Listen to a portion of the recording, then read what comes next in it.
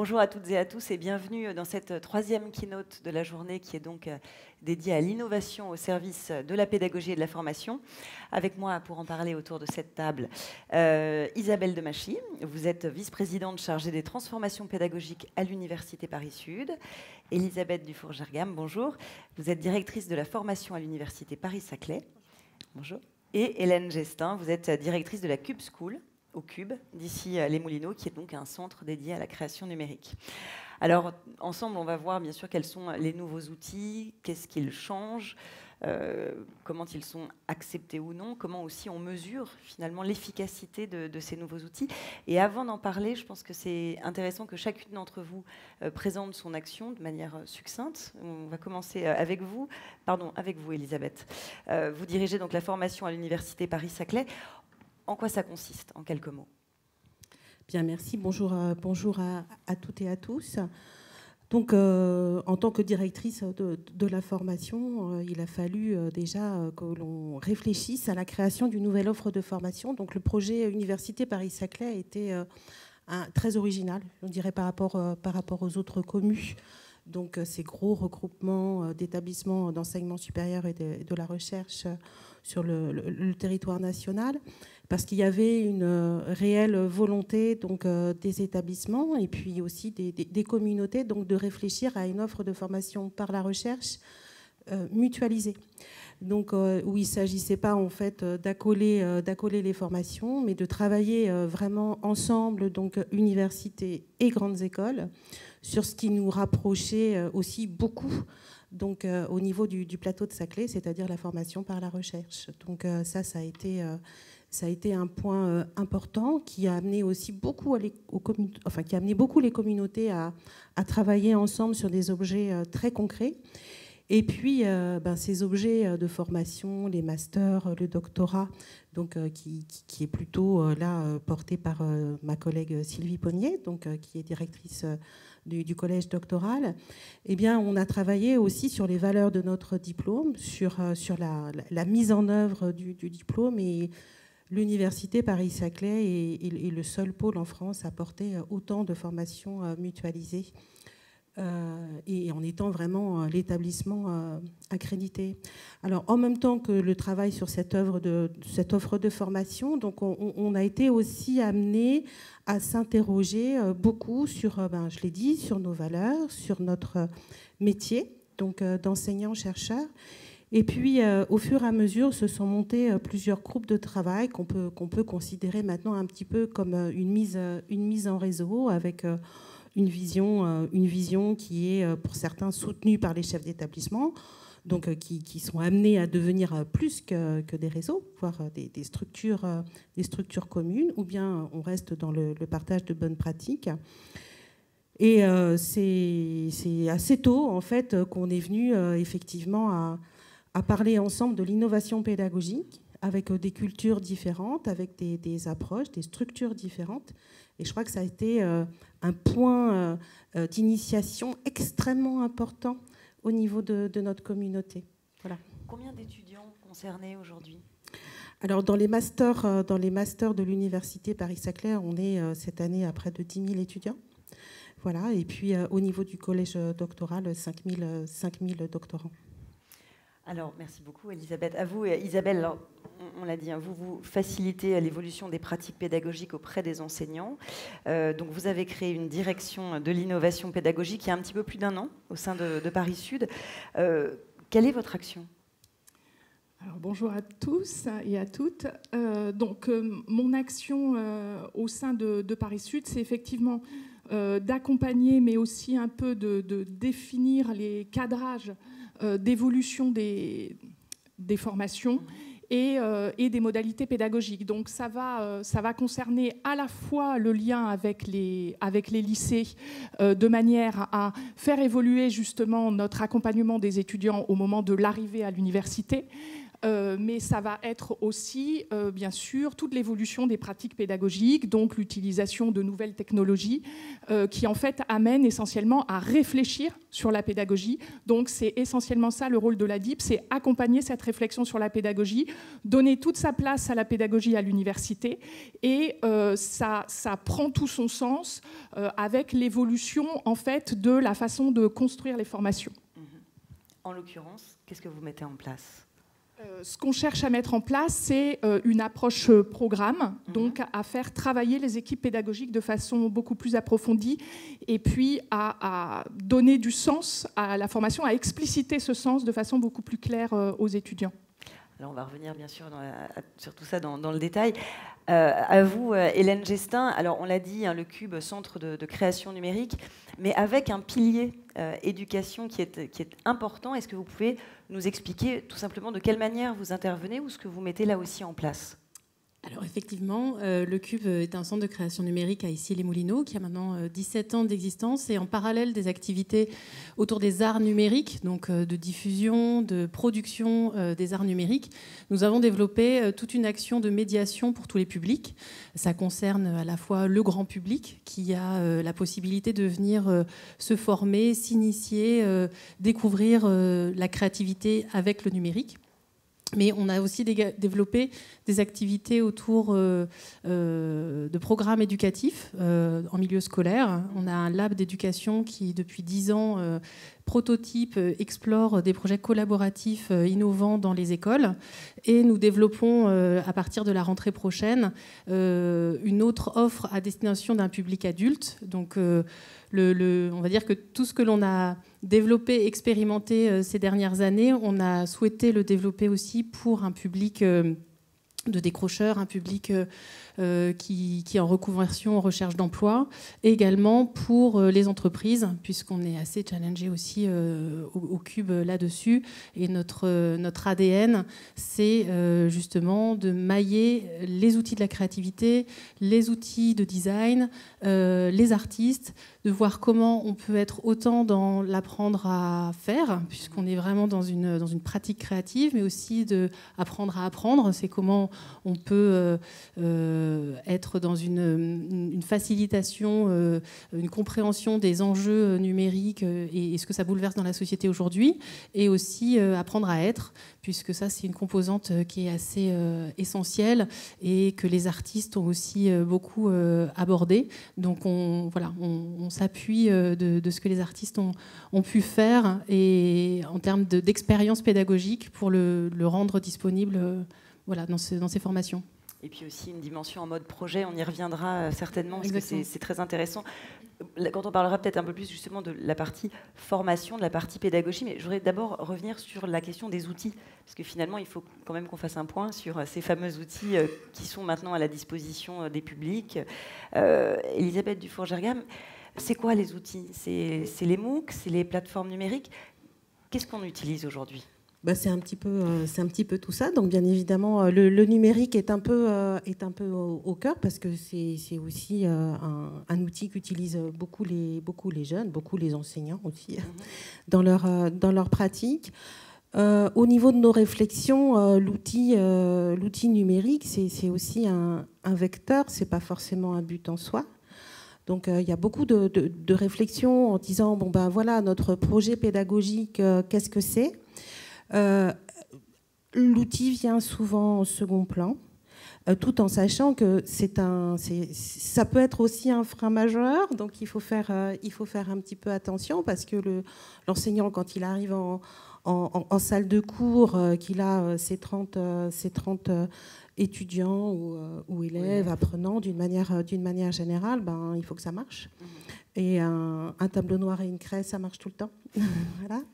Il faut bien évidemment que ça se construise. C'est aussi beaucoup de travail, notamment en termes de préparation pour l'enseignant, certes, mais c'est son travail aussi, mais aussi pour les étudiants qui se trouvent vraiment dans une position active et à qui on demande de préparer, de réagir, de compléter, de se positionner sur des thèmes.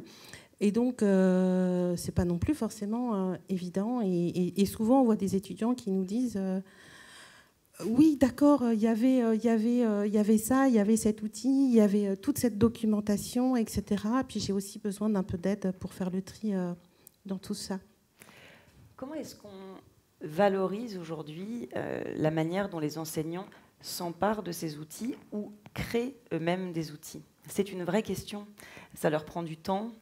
Du coup, toutes les deux, qu'est-ce qui est mis en place pour finalement les inciter à s'emparer ou à créer de l'innovation pédagogique? Alors, les incitations, elles vont être à plusieurs niveaux. Il y a déjà, en fait, une méthodologie de construction de l'offre de formation qui va en fait accompagner les enseignants-chercheurs. Et donc, c'est ça qui va rendre la chose non pas en fait limitée à quelques pionniers, mais qui va permettre à tous les enseignants de se poser des questions autour des outils et donc en fait de questionner leur propre façon d'enseigner par rapport à ces outils. Donc c'est là où l'outil, enfin, quelque part, les plateformes numériques, on les utilise souvent pour permettre aux étudiants d'améliorer leur interactivité avec les étudiants. Et c'est vraiment le cœur de la question aujourd'hui pour la pédagogie, c'est de changer le lien entre l'enseignant, l'étudiant, de changer les rôles parfois.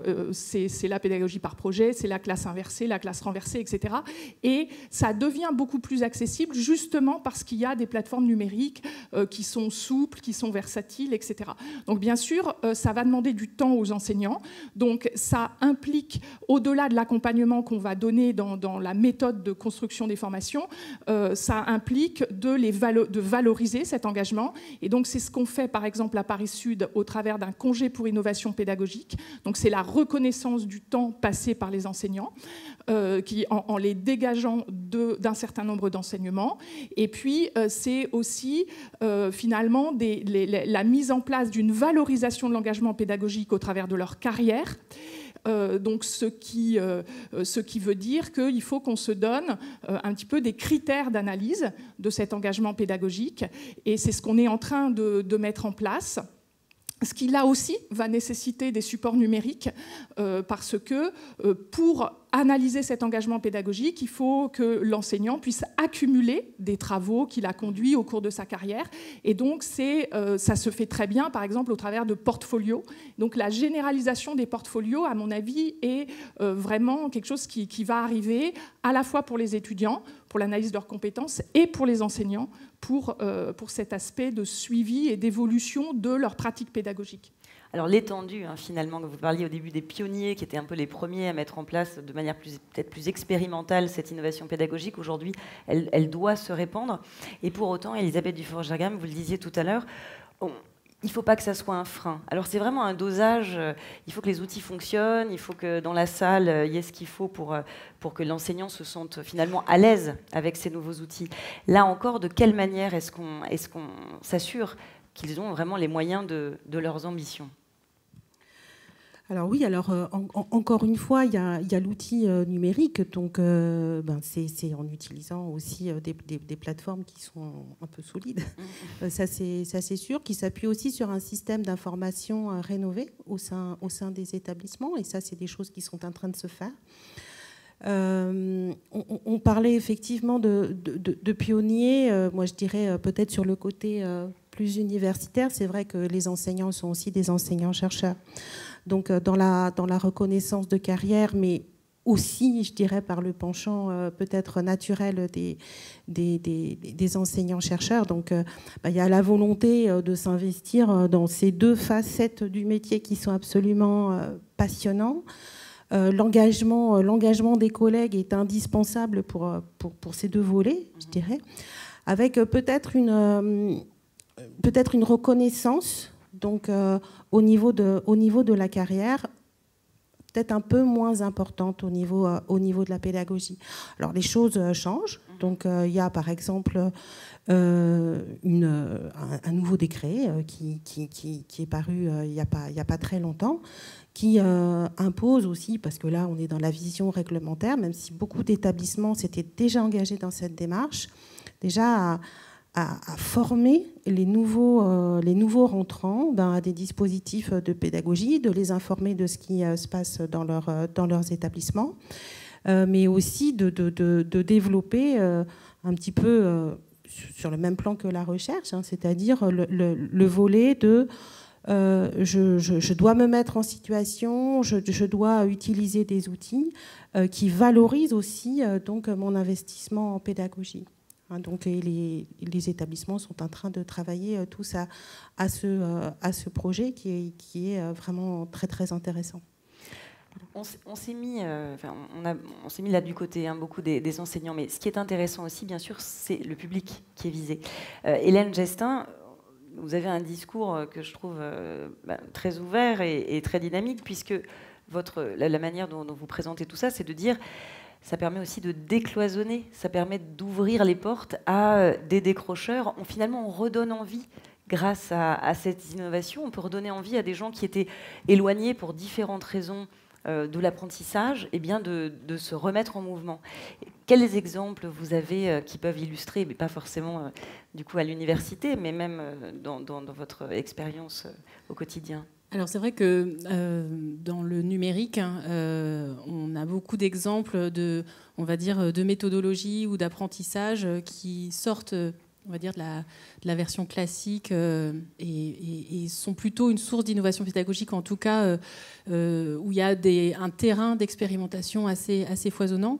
Nous, ce que l'on recherche au Cube, il y a l'outil, il y a le numérique, ça c'est un fait, on ne peut pas passer à côté, on se doit aussi de l'utiliser pour un objectif qui au Cube est centré sur une compétence qui est aussi pour moi un savoir-être, un savoir comme une philosophie de vie, c'est la créativité comme vraiment le moteur d'un apprentissage qu'il faut placer au cœur de cet apprentissage qui est permis du coup par effectivement des méthodologies projets et une manière de positionner l'apprenant, celui qui fait au cœur de son apprentissage, donc vraiment comme un acteur qui va développer certaines compétences, mais aussi une aisance, une curiosité vis-à-vis de son environnement. Donc c'est cette posture-là qu'on essaie de développer dans tous les projets au Cube. On le fait avec des enfants de 10 ans. Donc voilà, c'est des classes de CM1, CM2 qu'on accompagne tous les ans. Et c'est vrai que c'est assez bluffant de voir comment ils peuvent progresser sur d'autres savoirs, sur des savoirs, on va dire, plus qui font partie de leur programme, dans le cadre d'un projet dans lequel ils s'amusent, dans le cadre d'un projet dans lequel ils sont... c'est eux les acteurs, c'est eux qui décident, c'est eux qui pitchent. Donc il y a vraiment la phase longue du projet de je réfléchis, je brainstorm en groupe, parce que ça, le côté collectif est aussi très, très important. Ça fait partie des outils de créativité, d'être aussi dans cet apprentissage-là du faire ensemble, puisque quand on fait ensemble, après on sait transmettre, on sait dialoguer et ça facilite grandement les projets et notre capacité après à développer des collaborations, des projets et d'être acteur de son apprentissage. Voilà. Donc j'ai pas d'exemple concret parce que c'est vrai que sur la partie sur cette cible de public de personnes en reconversion, décrocheurs, c'est un public nouveau que l'on va toucher à partir de septembre. Donc on est en train de recruter les 15 apprenants qui vont faire partie de cette première formation. Il y a beaucoup de demandes. On accompagne des publics adultes qui sont plutôt en demande aussi là on va dire on est plutôt dans une approche grand public de loisirs, mais aussi à vocation professionnelle parce que on ne sait pas toujours comment s'y prendre, que le numérique, il y a toujours une fracture, pas forcément sur l'équipement, mais sur les usages, et d'amener les gens vers une pratique ludique et créative. Ça leur permet ensuite de mettre à profit ces compétences et d'être à l'aise pour aller vers d'autres outils ou d'autres pratiques. En tout cas, redonner l'envie d'apprendre. C'est ça quand même qui est important. Exactement, et en s'amusant. Enfin, il y a le côté ludique, pour moi, n'est pas du tout péjoratif. C'est que, ça a été aussi démontré, étudié. C'est quand même beaucoup plus agréable de le faire sur ce mode-là. Alors, Elisabeth Dufour-Gergam, vous aussi, vous vivez ce décloisonnement à travers le travail que vous menez avec l'Institut Villebon-Georges Charpak. Est-ce que vous pouvez nous expliquer en quoi il consiste ? Alors, l'Institut Villebon Georges Charpak, c'est un GIP déjà, voilà, donc qui porte une. Est-ce que vous pouvez rappeler ce qu'est le GIP ? C'est un groupement d'intérêt public, voilà, donc soutenu par une initiative d'excellence, voilà, mais c'est aussi un projet pédagogique assez extraordinaire, donc qu'on a la chance de pouvoir accueillir dans l'université Paris-Saclay, mais sur lequel, bien évidemment, c'est pas l'université Paris-Saclay qu'en tant qu'institution, c'est tous les établissements de l'université Paris-Saclay presque qui y contribuent, avec aussi l'université Paris-Descartes, voilà, mais qui est pour nous un terreau, un laboratoire d'initiatives pédagogiques, alors sur un nombre d'étudiants assez réduit, certes, hein, parce qu'il y a à peu près 30 étudiants par promotion, des étudiants qui sont très très sélectionnés, mais sur un atout un peu majeur, qui est d'abord leur diversité et puis aussi leur motivation. Voilà, qui n'ont pas forcément pour vocation donc, de faire des études longues, qui s'intéressent aux sciences, et que l'Institut donc va amener vers des études effectivement plus longues, que ce soit dans des masters, dans des écoles, dans des études plus spécialisées. Beaucoup d'établissements donc contribuent à cette expérience et viennent aussi s'interroger et expérimenter de nouvelles pratiques pédagogiques. Donc l'université Paris-Sud est bien évidemment un des acteurs majeurs, avec la démarche depuis très longtemps de l'Institut, de l'équipe pédagogique extraordinaire aussi, hein, qui sous-tend tout ce projet, d'essaimer. Alors avec au début donc une volonté d'essaimage, pourquoi pas de créer plusieurs instituts en France, voire à l'international, et puis de plus en plus une volonté donc d'essaimer à beaucoup plus grande échelle. Hein, donc avec cette démarche de dire, voilà, il y a une petite promotion d'étudiants, ils sont tous volontaires aussi pour expérimenter, donc ce qui est assez marginal, voilà. Ils acceptent d'être des cobayes. Des cobayes consentants. Voilà, c'est ça. Et c'est de dire, bon ben voilà, on a vu telle expérience, ça marche sur 15 étudiants. Sur les autres étudiants, pas du tout. Pourquoi ? Et puis, cette population de 15 étudiants, comment aussi leur cheminement évolue dans le temps ? Est-ce qu'on peut vraiment faire coïncider, faire matcher ce type d'enseignement, cette méthode pédagogique spécifique, et puis leur évolution en termes de créativité, etc. Et là, on voit bien que se pose aussi la question des indicateurs, des outils, de l'analyse, etc. Et de vraiment se positionner aussi dans une démarche de recherche, mais sur la pédagogie. Donc, voilà. Merci. Alors, tout à l'heure, vous avez évoqué la question de ce public qui, tout à coup, est davantage acteur, qu'on sollicite quand on parle d'innovation pédagogique. Tout à coup, il faut mettre en place des choses. On ne subit plus, je dirais, son apprentissage. Isabelle, de quelle manière est-ce que cette innovation pédagogique, qui peut être plus impliquante, finalement, pour les publics apprenants, comment réagissent-ils ? Quels sont vos premiers retours, finalement, sur la réaction des étudiants ou des apprenants ?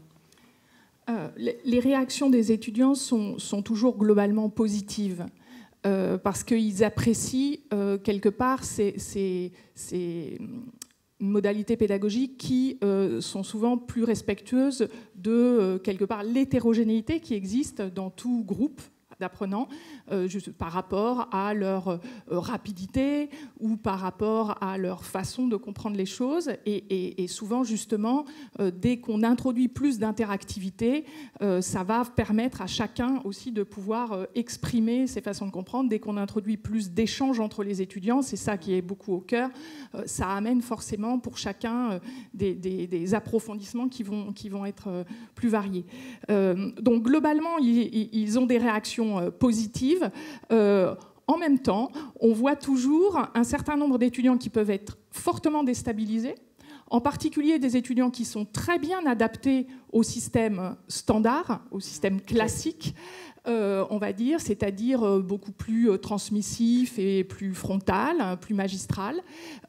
Souvent, ces étudiants vont considérer qu'ils perdent plus de temps dans des modalités plus interactives où ils sont plus actifs. Mais en tout cas, c'est souvent leur réaction au départ. Et ils prennent conscience, dans l'expérience elle-même, de tout ce que cela apporte en plus par rapport à ce qu'ils vivent d'habitude. Donc, il y a ce type de réaction-là. Et puis, l'autre type de réaction, c'est effectivement le fait que, à partir du moment où on va travailler en classe inversée, le travail ou la quantité de travail devient beaucoup plus explicite pour l'étudiant. Et il s'en rend compte très vite. Contrairement à sa vie habituelle où il se rend compte une semaine avant le partiel qu'il aurait fallu donner une quantité de travail beaucoup plus importante. Donc, bien sûr qu'au bout du compte, le résultat est positif et l'expression des étudiants est positive, mais avec quelques petites vagues le long de l'histoire. Comment est-ce que vous mesurez aujourd'hui l'efficacité de l'innovation pédagogique? Quels sont les lecteurs finalement qu'on peut, ou les marqueurs qu'on peut mettre en avant pour se dire qu'on avance? Alors, il y a l'évaluation des enseignements par les étudiants, qui est aujourd'hui généralisée et qui permet d'avoir justement ce retour. En termes de réussite, bien sûr, on va suivre l'évolution de la réussite, notamment en première, en deuxième année, etc. Cela dit, il y a quand même beaucoup d'études qui ont déjà été faites, qui montrent que les résultats ne sont pas dramatiquement améliorés, qu'en général, ils sont légèrement améliorés, mais surtout que ça permet d'éviter d'amplifier l'hétérogénéité des groupes, par exemple, et d'emmener tous les étudiants jusqu'à des apprentissages suffisamment profonds dans les disciplines qui auront été suivies. Donc, on a un certain nombre d'études, ça nous guide d'ailleurs aussi dans les choix de modalités pédagogiques, suivant les matières, suivant les objectifs de formation. Et puis, on développe justement avec l'Institut Villebon-Georges Charpak beaucoup de liens. Et il y a actuellement un travail de recherche-action, on va dire, qui est menée à l'Institut Villebon-Georges Charpak, qui conduit à l'élaboration d'un protocole permettant de mesurer justement l'amélioration des apprentissages entre différentes modalités pédagogiques. Donc c'est vraiment un outil pour lequel on forme les enseignants qui partent sur des innovations et qu'on va associer au déploiement de toutes les innovations. Et tout ça, on cherche en fait plus globalement à mettre les innovations pédagogiques en perspective de travail de recherche-action au niveau de l'Institut et au niveau aussi d'autres équipes de recherche qui existent dans les établissements de Paris-Saclay et qui travaillent sur les méthodes d'apprentissage des étudiants. Elisabeth, de quel modèle peut-on s'inspirer? Je sais que vous êtes allée au-delà de outre-Atlantique au Québec pour un voyage qui vous a permis justement de voir ce qui se faisait là-bas. Qu'est-ce qu'on en retient? Qu'est-ce qui est inspirant? Alors effectivement, il s'agissait pour nous, donc c'était une mission très hétéroclite en termes de profil, puisqu'il y avait une volonté aussi d'avoir des représentants institutionnels pour porter aussi un message politique au niveau des établissements, comme les Isabelle, comme d'autres VP qui soutiennent ces actions vraiment sur l'innovation pédagogique, mais aussi des ingénieurs pédagogiques, des enseignants chercheurs, pour s'immerger comme on fait souvent. Voilà, parce qu'on en a aussi besoin dans un contexte inspirant, comme peuvent l'être les universités, notamment québécoises, qui depuis longtemps, parce que c'est un peu dans leur culture, c'est aussi des universités qui se font vraiment d'aller vers des publics empêchés. Donc pour des raisons climatiques, pour des raisons culturelles, et de dire, voilà, on doit promouvoir cette innovation, on doit promouvoir le numérique, on doit promouvoir les formations par le digital. Et donc, je dirais que c'était un peu des pionniers, comme il y en a aussi un peu en Europe, mais au Québec aussi, et qui font vraiment figure de modèle. Alors, ce qu'on voit aussi, parce que on se posait des questions de dire, mais là, on est en fait dans un monde de la formation qui est complètement en train de changer. Donc, vraiment un monde de transformation pédagogique. Est-ce que cette transformation pédagogique, elle a un début, un milieu, une fin, ou alors est-ce que c'est en fait un questionnement qu'on doit toujours se poser et d'aller discuter avec les équipes, voir aussi quels ont été leurs travaux en termes de choses très bêtes. On parlait d'outils là, mais peut-être aussi d'aménagement de salles, etc., qui font qu'on est dans un contexte plutôt de partage et de travail actif, en fait, plutôt que d'être assis à une table. C'était important pour nous et on souhaite vraiment continuer cette démarche d'accompagnement et de réflexion, puis de diffusion, parce qu'il y a aussi la volonté de l'équipe là, de cette mission de diffuser largement tout ce qui a été vu. Voilà. Donc on va continuer. Peut-être pas toujours au Québec, mais... Hélène, vous accompagnez des publics très variés, hein, vous nous l'avez expliqué, dont ceux qui seront à l'université demain. On a le temps là. Qui en décroche. Oui, exactement.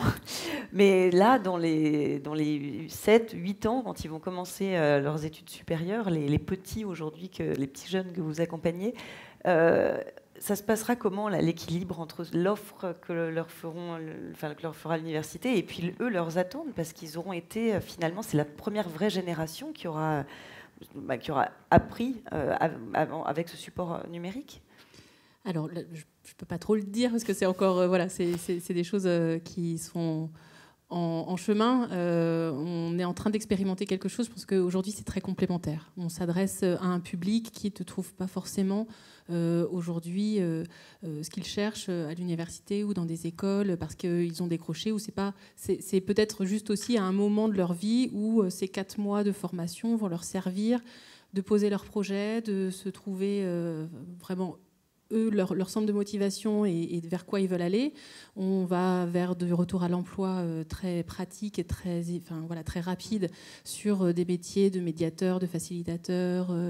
Donc ça, c'est des compétences techniques. Après, il y a aussi du retour à la formation, c'est ce que l'on espère, pour qu'ils puissent poursuivre en ayant défini leur projet avec un peu plus de discernement et avec quelques billes, quelques outils qui leur permettront de dérouler ça tout au long de leur vie. Ça, c'est vraiment le projet. Ensuite, les enfants qu'on a accompagnés là depuis 10 ans, donc on a fêté les 10 ans de notre programme Connectons nos écoles. C'était assez touchant parce qu'en fait, les premiers enfants ont passé le bac l'année dernière. Enfin, les premiers enfants du programme ont passé le bac l'année dernière. Donc c'était de voir aussi. Alors, on parlait d'évaluation. Nous, on n'avait pas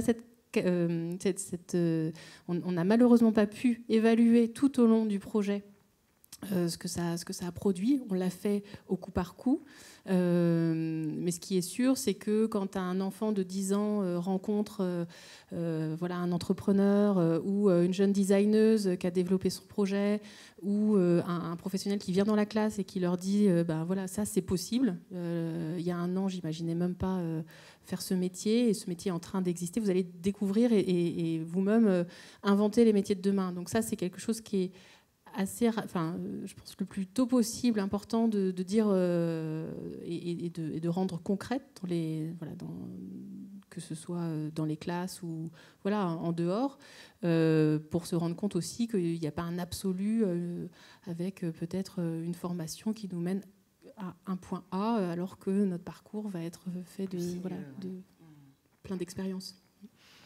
Alors peut-être avant de passer aux questions de la salle, une dernière question sur les moyens.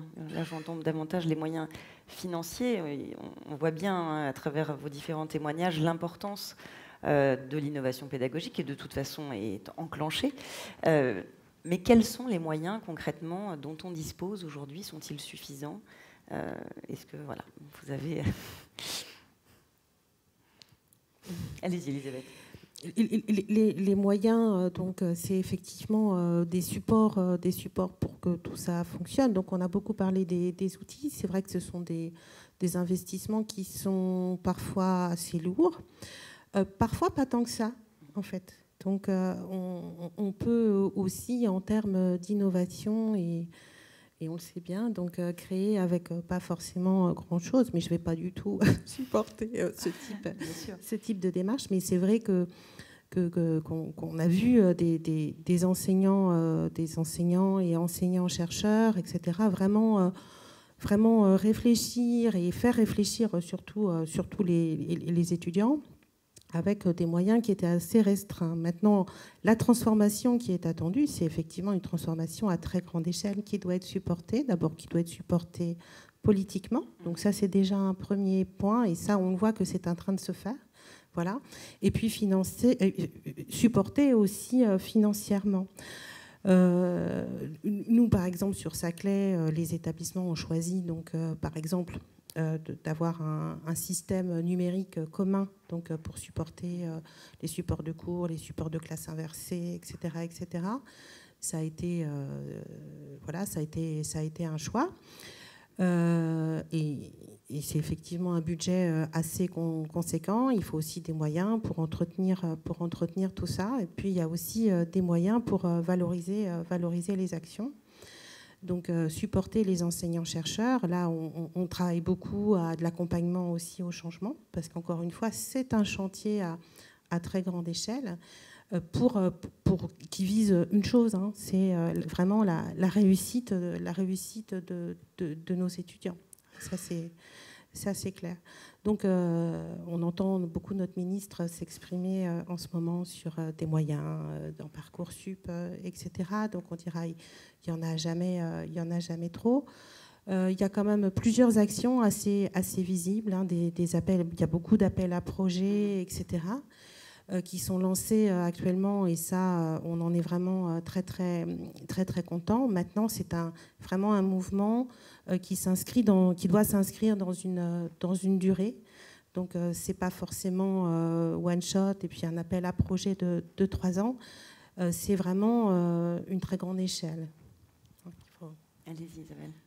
Je voudrais juste rebondir par rapport à la question des appels à projets. Effectivement, il y a plusieurs appels à projets du PIA, hein, qui sont aujourd'hui vraiment très ciblés sur cette transformation pédagogique, que ce soit un nouveau cursus à l'université ou territoire d'innovation pédagogique. Pour moi, c'est vraiment une opportunité de montrer que l'université est capable d'évoluer, que l'université s'adapte et est capable de dynamique et réellement de se transformer, de s'adapter à l'évolution du contexte aussi économique et social, de le prendre en compte. Et c'est vraiment, en fait, l'ambition qu'on a aujourd'hui, c'est d'amener nos étudiants à des apprentissages profonds, mais aussi à en faire des gens qui vont être adaptables, qui seront capables, grâce à leurs connaissances, de aussi créer les métiers de demain et de les préparer au savoir-faire, savoir-être, etc. Et ça, c'est vraiment au cœur de nos préoccupations. Donc, pour nous, ce sont des opportunités pour vraiment avoir les leviers de transformation, hein, ces appels à projets. Au-delà de ça, c'est justement de pouvoir faire la preuve de la dynamique, de la capacité d'évolution, pour que l'université soit vue aussi par, je dirais, les entreprises, le monde socio-économique, comme un endroit où on peut aider, on peut contribuer, on peut accompagner et trouver du coup aussi des diplômés bien formés. Merci beaucoup. Je vous propose de passer aux questions de la salle. Allez-y, je vous en prie. D'abord, un grand merci, c'était passionnant. Et ma question peut vous paraître un peu décalée, je vous prie de m'en excuser, décalée par rapport à l'objet de vos échanges, hein, l'innovation numérique, hein, pour l'essentiel au service de la formation et de la pédagogie. Mais je n'ai pas pu m'empêcher de garder à l'esprit que les universités dont on a parlé, l'université Paris-Sud et l'université Paris-Saclay, avaient une forte particularité, c'est de concentrer en leur sein beaucoup d'étudiants et d'enseignants-chercheurs étrangers. Et je voulais savoir dans quelle mesure vous valorisiez cette richesse pour nourrir votre réflexion et votre transformation pédagogique. Merci, merci pour la question. Alors c'est vrai qu'on a beaucoup, enfin et on continue, je dis on a beaucoup, c'est pas fini, au contraire, beaucoup travaillé sur l'innovation pédagogique aussi en langue et en interculturalité. Donc là-dessus, je vous rejoins. Donc on sait tout ce que peut entraîner une formation en langue qui n'est pas suffisamment soutenue, et notamment aussi en termes de diversité sociale. Donc moi, c'est quelque chose qui me tient particulièrement à cœur, c'est-à-dire qu'il y aura les étudiants qui parlent bien anglais, qui peuvent converser avec des étudiants internationaux sans trop de problèmes, et puis d'autres étudiants qui n'ont pas forcément cette facilité aussi de partir à l'international avec leurs parents, voilà. Il y a aussi un point extrêmement important qui est l'enseignement de l'interculturalité, qu'on enseigne peu encore, notamment dans les universités. Et là-dessus, c'est un point important, et notamment aussi pour l'enjeu de cette grande université qui est en train de se monter. On en parle beaucoup. Donc il y a ce désir de pouvoir valoriser aussi ce que nous amènent tous les étudiants, hein, qu'on attend, qu'on est heureux d'accueillir aussi déjà dès maintenant. Et puis aussi de faire en sorte que ces discussions, par exemple par le numérique, enfin on a développé pas mal d'outils, hein, pour ça, qui sont des outils qui peuvent être utilisés par les étudiants tout seuls, on va dire, donc vraiment des outils d'accompagnement, que ce soit par exemple pour qu'un étudiant chinois qui n'est pas francophone, qui arrive et puis qui se trouve à faire un compte-rendu de TP. Qu'est-ce que c'est qu'un dispositif expérimental, par exemple? Qu'est-ce que ça veut dire en français? Qu'est-ce qu'on sous-tend par ces termes-là? Aussi par de la pédagogie active, mais aussi animée par les étudiants. Donc de profiter de tout ce vivier d'étudiants, que ce soit des étudiants chinois, on en a parlé, finlandais, norvégiens, italiens, etc., qui puissent, donc, dans leur langue aussi, donc, et en anglais, donc décrire un petit peu comment ils vivent leur arrivée en France, nous parler de leur ville, de leur université d'origine, etc. Et d'utiliser ça sous la forme d'une plateforme à destination des étudiants. Voilà. Et puis un autre aspect aussi, donc, sur lequel on travaille beaucoup, c'est aussi ce que disait un petit peu Isabelle tout à l'heure, mais la plus destinée pour les étudiants, c'est de mettre aussi en valeur tout leur travail sur les langues et l'interculturalité par un portfolio, donc numérique, où il y a des parties, on va dire, d'exercices réservés un peu aux profs, mais aussi un exercice de vitrine. Et de montrer aussi, donc, par exemple, aux futurs employeurs, hein, donc là-dessus, on incite les étudiants à mettre tous ces sites d'accompagnement, etc., aussi sur leur CV, en disant voilà ce que moi je suis capable de produire.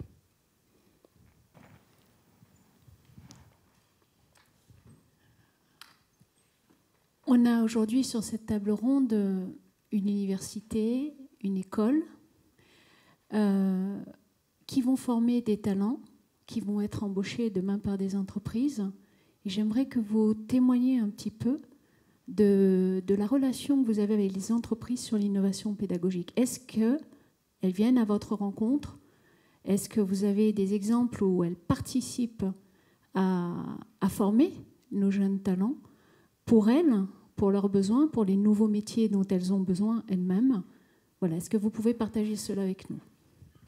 Voilà, je commence effectivement sur la formation.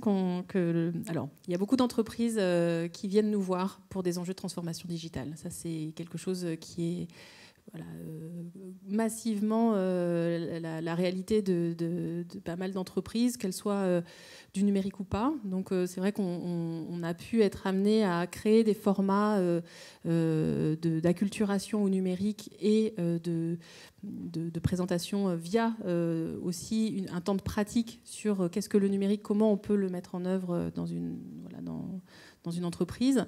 Et la formation qu'on va lancer de chef de projet agile et créatif en septembre se construit avec les entreprises en amont, puisqu'ils sont à la fois partenaires du projet, acteurs dans les enseignements, donc on les fait intervenir et il y a certains cas pratiques qui sont un enjeu d'enseignement. Par exemple, on a proposé à des entreprises de se faire accompagner par nos apprenants qui vont apprendre en même temps qu'ils vont faire sur une problématique en co-design. Donc on va avoir des entreprises qui vont nous poser des problèmes et que l'on va essayer d'accompagner sur une méthodologie agile en co-design avec la quinzaine d'apprenants qui va être sélectionnée là pour septembre.